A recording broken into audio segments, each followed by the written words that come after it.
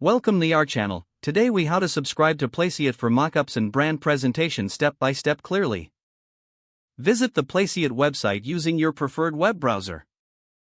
On the homepage, look for the Sign Up or Get Started button and click on it. You will be directed to a registration page. If you already have an account, click on the Login option instead. For new users, fill in the required fields such as your email and a secure password. Alternatively, you can sign up using your social media accounts for quicker access. Once you've completed the sign-up form, click the Create Account button. After registering, check your email for a verification message from Placeit. Open the email and follow the instructions to verify your account.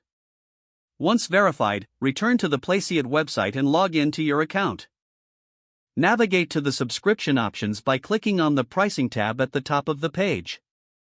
Review the available plans to select the one that best fits your needs.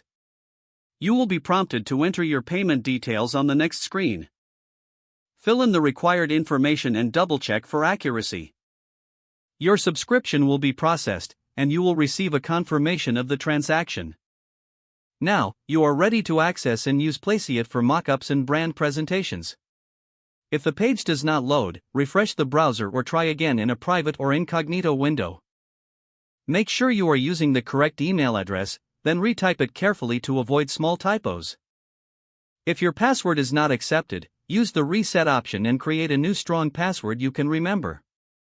Check your spam folder for verification or security emails, then complete any requested confirmation steps. Enable two-factor authentication if available to improve account security and reduce unauthorized access risk. After signing in, review your profile details so your contact information and settings are accurate and current.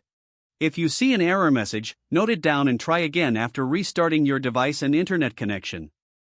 Log out when you finish, especially on shared devices, to keep your account and payment information secure.